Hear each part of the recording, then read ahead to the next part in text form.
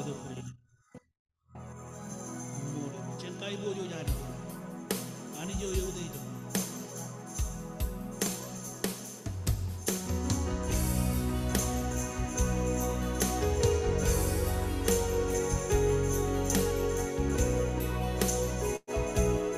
Cina di pendro yo yo tadi.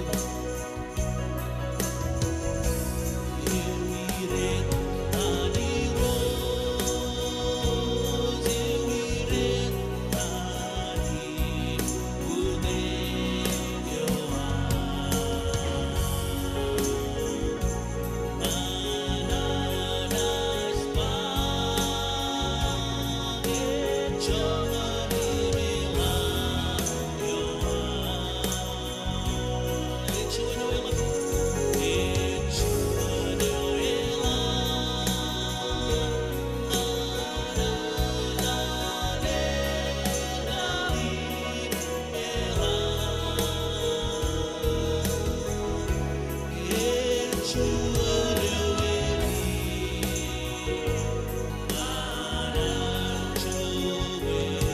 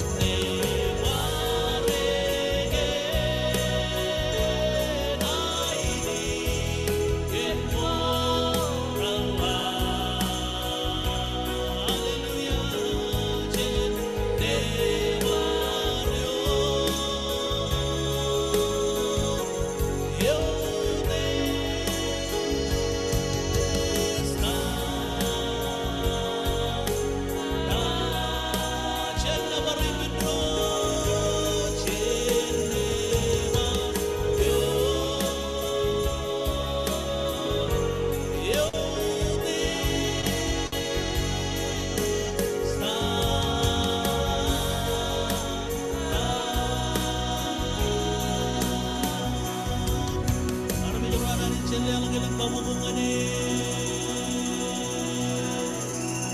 Yeude denu. King ram birojini roji. Eberijin. Ejam magad dengan cedo mewan. Amen. Jallela bermujin kabubungane roji. Amen. Hallelujah.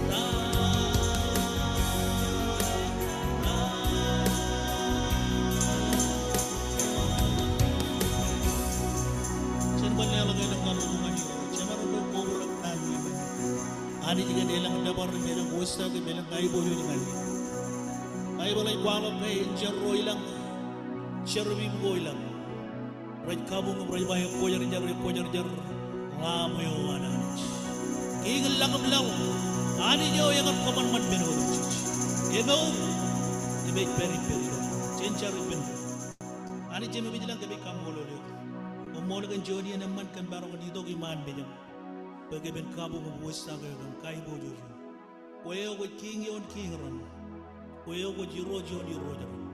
Egi dah rani kau edi kata na ibagai dok, bejam dia betok cuma lagi dia. Ebi kamu lalu bukan bojo kan relang jon dia. Omol kan jon juang relang, omol kan ya kau yang melap, dia mulau, yudi jibera bagabag, kami cemar kuncang, mandor wam, kami berubah dengan dia kan, cel kambar. In kalay jangan yang manwaman kebiru. Ilo yan nana, ilo yan naman kuar peripeng. Kuar kerja baru kem, kuar botak kem, kuar lobor kem, kuar kerja meur kem. Ilang berugo kemar periloan, ilang abang go, ilang ayuj go. Coba ilang ilo yelang ritmage markagilege. Kalde burwam rezaya dan kerja. Ebau, ilo am kalde burngat kebiru Jesus, kebit kamolon. Enggak kau kerja beli kerja beli kem. Percuma dia kebau jan rela. Kami cari rumah mohon peri pemilu serabijin, ilang pewaja kan welcome ya dok cuci dia yang kan, beda tu kaya di mana, kami kanan kai boju dia, em nabar yo kena kaya tanlang, kami naik mai penting, kami naik nabar yo, kami naik kau deju, kami naik wisdom yo, kena kaya tanlang yo, ilo ya dan Jesus, arme jalan ani cenbai ini pen, cendela punya kabubungan di rojma, amen.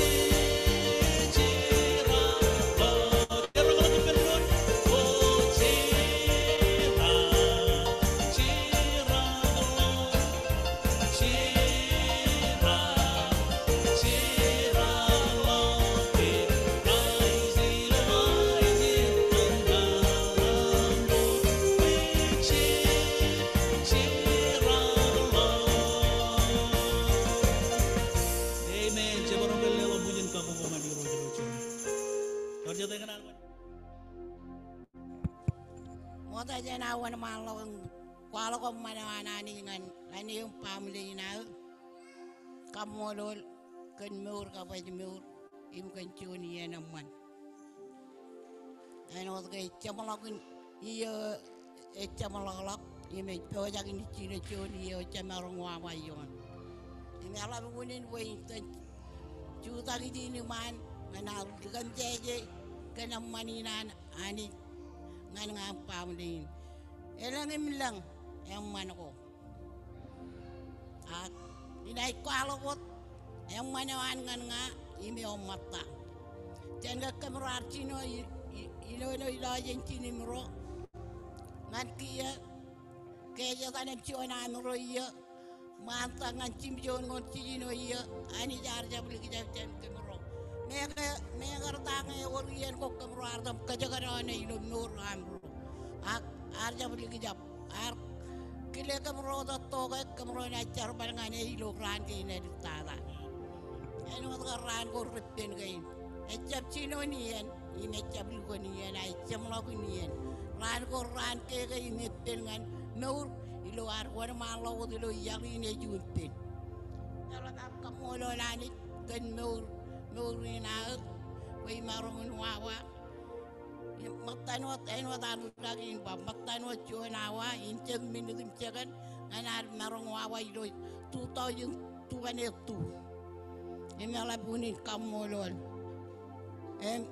barainot menina iku jaga ne o mata yo pello nangan menina ikje lo kon pokok en garu dan cara kana nangan mit en wada eban yudongan yenin ini car kacil lagi pene ke dijain, kami cojin kota ke ilo cari lo cota ini nuat, parain wacarkan roci bumro, ronde jumro racang itu ngan lonor, yang ini kangen oleh tada kan family na baru ni dok, ingkang wajan car balangan ilo ran ke ina tada, ini nuat, ani jiper wacumor. Ani jemi menyelang kami kamulolek perjuangan kan yeni naman en rane wali kedara inam celebrate manana kan yang mana ko irelang cibang ko am kan kem korar je beli kejap cedian dengan dia em kem jala ke perjuangan ini ya gal em ko peojan berkagal menu tim jit kaman bagaimana balolok awle menu ko tim jit orang walok ilo ya cemalok kadagin kem bagaimana jala celok per iman roja temparai nama am magi lagi jam ko am bagai naik cojim cibang kem Pahilo amne ronga jaga nane wa bilo yeni de bichido ilo was night service yin tibe gael ngade gili jainan kwar kanan bo kemeng lore ijar bo kon kabidi kabi roja ni chemaina alam tata karre jaram ilo amne ronga jaga nane wa bilo yeni namman peripa chibang ye kakano no ge roj ga kajo rewa ilo den chiji ji char ko molot chebarong ke ba bin mendo Orang jual kuat jangan ni barang itu kau bujen, kambing itu tu. Matam yang jalan ke, matano cicu binit, jadi matane kia awak kia rongol, itu orang yang dipendonum, rongol jaga. Ini kena pilihan, walau kita TV dan ia dengan kejeng, dengan walau kita congor cepatlah cuciun, cemarong ke lali pendon, congor cepatlah kapcuun, iun. Ini kan malam kedono iun lagi. Congoro cepata kapcuan yon, cenderung cedek Paul, yang katakan lah karami jero Roman, ye rutam agaro Roman ilo Rom, cojum Rom aja, ina juga region, ugo moda kan, rutor. Inne bijago ela mangan kom roche encade, kan teriamo gagai kuan anich, poe komen lela kan pudnemi, berin corda ke beur, ya kuajar jar. Berin kabung buruan anit, egin abi cel berin cel. Men, organ eber ugo kejon pen eberong kau pun bala kau tu. Roro region ugo puluh yo, cojung mak ridi pendro ni lo jon ai dengan elap, yep. Kenya eberong kau lelak kabu bunga di rojo lo jon ini. Men, naga janji wewe nama lamana kak, elugun mall takin boli kedono kaki lo yo. Di keran kedono kan timi narek. Human TV na jutok cuan tabik ngan kabal kan pulih keman Oleh men serven ko ni company lo wigin. Mengin chodian narin kada ko an Paul berkar lap an kada gin arme joruan. Yang wadar jalage arme joru ilo Rom rutamagro. Ragar kadir chongon wadar barong kaju buruanani. Eche bilo meurin chedabot agala dada ilo meurin kadir. Ya meno dami jalage reched Rome rajaga ruto da ilo meurin chedab. Paul arai ujin kada ginir yo wawin kaju buruanani. Kanen punir, amen. Elang regresin riding rajib jalai wawin kajar balen punir ngan kai buju jani. Orja tamak bini by amen. Elang raj kajar ramanani jilo sante. Emilo rano ko jad injuan wawin ay kamban kanen punir, amen. Akia iganan kanono kan tabigin an chodi nin riding ngin. Nga ichuan menin chordak anani. Ngit tabigyo bukodata. Ikan kabelok wigin kerja ngaji tu kerja raman sini. Iloan cerita benar telega jim kerelang jilo kerja raman ko ilo nani nani. Amen. Orang cerita tamak kerja raman lo nani nani. And by amen. Tebarong kelihatan kelang kabu bungan nani wanani. Kalau nani wanani juga celok majono ye. Ya kajur. Receh tu bim rejbeur. Emegin nani yang karlapan Paul kata kelak. Rutamagaro rejia ko yani ilo Rome. Emar kanan berencalai ya wawin kaju buruanan. Cedar regresin raja lama nak bay ilawai rugalok ramele mir kamman berodem cid. Emajan ani jiloma orang diarum ecelok mudi ni ne bada. Rai kajar bal loma or ko air rim kajar bal air wajat lizen an kammani beno ko rajakar. Ak nani jilu kun kadagin gejilot cebadain. Pai awal bro raj emajai rogada ke awal bro raj jago yani. Awal bro cerbal ngani roja kerangan tanah bola jeba I jago alam ngan kum ikonono ngan iglesia yo roche im cak belain rumah ro ebe banganir kan teria mo ke kwana ni pe ko mun lelok en punimi meni chordak e meur amen tamelelin lelok en punir en wachet meni chordak e meur nganani war jala ke molin ke e jai uji en punnum amen ay balay kwalok kay en punire jana wat tembalan cedup kwajar-jar. Egir huna nanani jilukun sirre jagan padin ilo meur gainar. En puneo ham ya orgi penani. Ilo yeneo jijito ko bugayolok. Ilo yeneo jijito ko bakray benar. Iro jim rulomor. Pay balay kwalok kay lo menako boda raja kolok rajerum kel. Amen. Sabareo to perilo kray jerum bedin kamar man egel. Belalain beto deo.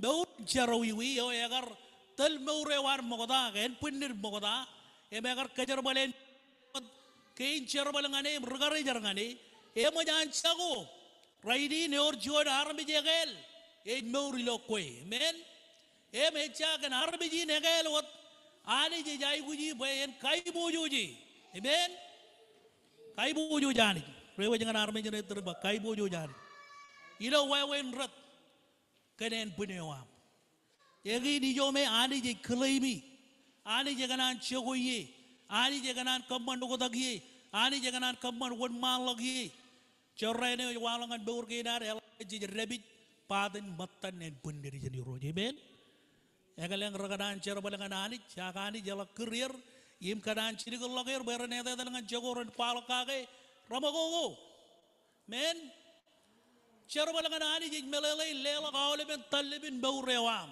Eno cuan medin cor tak emur. Kia iran bagai jangan kali berjaga nanai. Cuan medin cor tak emur. Tak melelai mergagi. Cuan medin cor tak emur. Iran bagai jangan bagili kalongan kali murmukota. Payala kali murmukota kai. Kain kata koi kam medin lela kum cor tak kau ragan buku togi. Rajab jad mereka remit. Amen. Rajab mit. Remur.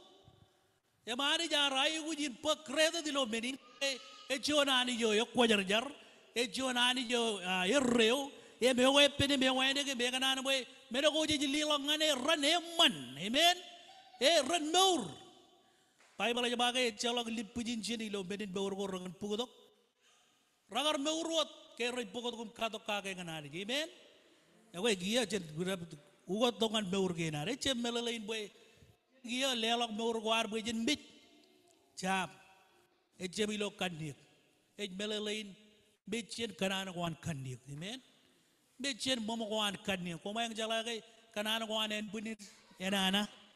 Rechumay kanana kuan chita. Amen. Chuan ran ko kanan kaju burwadi roja kay punir meba. Enana yumagichip kanan. Amen. Egin en punir. Kibit mene wayalap. Amen. Ilawan lelak en punir buen menin chordak emur ngan chiuba. Amen. Ilo 2000 chongo rongo ro. Echuan menin ay kuji ba awle burutta magran lelak. Talibin en punir ba ani jen kajar bale. Amen. Perencet menin chordang ngani. Bible aja bagay. Ilo nani di roj kaja ngat kalim jagay. Egin ako abo pot ba. Menin chordak emur. Amen. Lale magna na ba omun jebelelak rami ngan charawiwi belelain jebelelak pem bayan kamani medogor nana. Amen. Jeb kaman bay mejang men kalim jegi medogor rajakar egi melelewan pol beni chorda gebeur nganani eche bayu guju bayan nana. Amen. Ilawar kalim jegi ilawar kamane ilawar lor mamukan kanik ako jeba inwat gain kaman man nana. Aku melelok kom kanani enwat ro remeur jem ro remit em rami enwat gain kaman man wedek nganani. Amen. Wajala kerewan ani dengan kejege ejo bajan etal kenen puni dilo arkam manemon. Amen. Awlep kamman ko dilo en puni ren kammanemon im kaju kanani.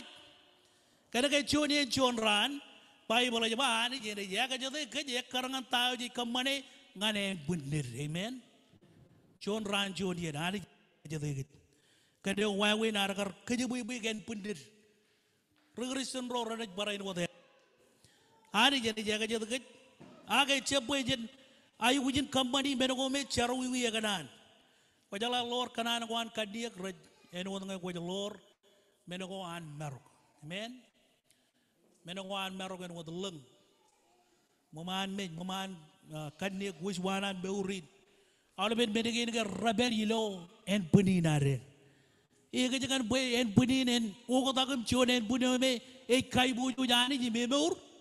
Ya ko jajai wujil lelok all ben ragin. Amen. Lelok mejam, lelok en punum. Amen. Chonian ben ko romol lim raj walok raidin.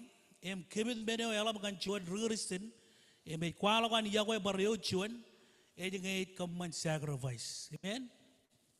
Kajin belle kajar bal sacrifice ja kajin majaleo et lelok beurewan ken berjuan ciji jagar pananin jagar kadagen regalo roar bay celok yago inudin berjuan arbit el lelok an beur ken yo charan. Amen. Belelain bay egin wawe ne ani jarai gujin puruwi gay e yago ke jarmit tai chebegin beno ilo bogon chone kwalok gay chidu jibata chongo jijino yon pe kanan anita Yahweh lal aledok chono nijerar kiodak pechabro do jelege jeb chago a en beurin reyo. Amen.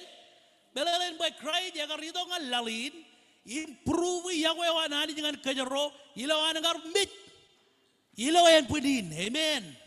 Pen kwalo kay Yahweh kwim nga e chalo ko tak why ne ba kajeron kwalo kay Yahweh ani ke jay wujin lelok awleben beurgenar ngani. Amen. Come manage on commitment, sacrifice.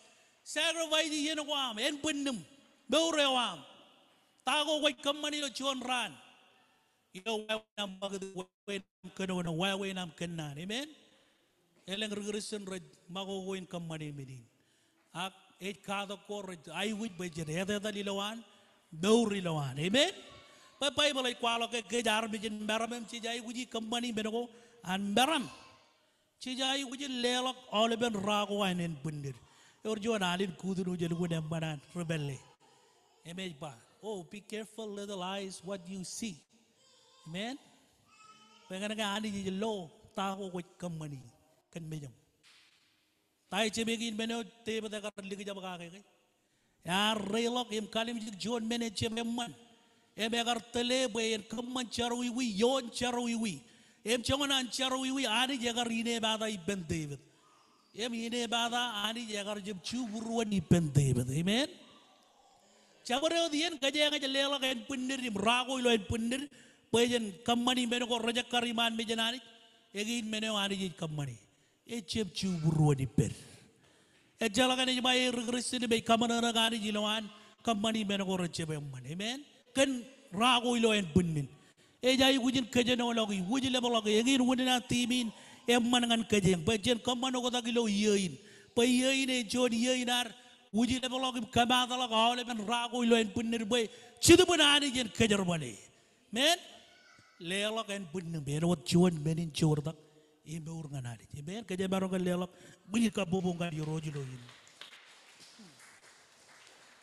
kain karuo Paul je bojarago di lawan baje lelok en bundir en wacet menin jordak nganali jak keje man lale magilo chache bata inwat chongo royo ne jaba komo lelok en bundi mi menin jordak e beur meneo kain karuo jaba jine jaba e kwajar jar amen menin en bundi mi jordak e beur I menta kwajar jar e wan mala ko dum riche no go ge jone jaba ai no de yar kurgo me kwajar jar wani ikanono kanani kiatolai e ba komen barai no ta wajar jar yilo wawenta wawen wodam ji ami per himta kamman yo kamman ikanono kan awle ben charwal ko way kamman iganen pun bolay ba ren wajar jar yilo am charwal ganen punnam ngan yiro jar wajun medin chur ta kay mur nganani kamman pehen wajar jar Nale mengenal yan, emman cungo jino gio, ejaba, pen wat emat ciji, komun kuajar jar, pen nga, I kuajar jar, men, ani jine pa, komun kuajar jar, pen nga I kuajar jar, nge jago kuajar jar, arme jar roban longan, men, ini barba, nge jago kuajar jar, arme jar roban longan, cerobalangan anit. Ina cero balangan adik kan awal ben en punne. Camaro ka lela bujin ka bubunga di rojo logi.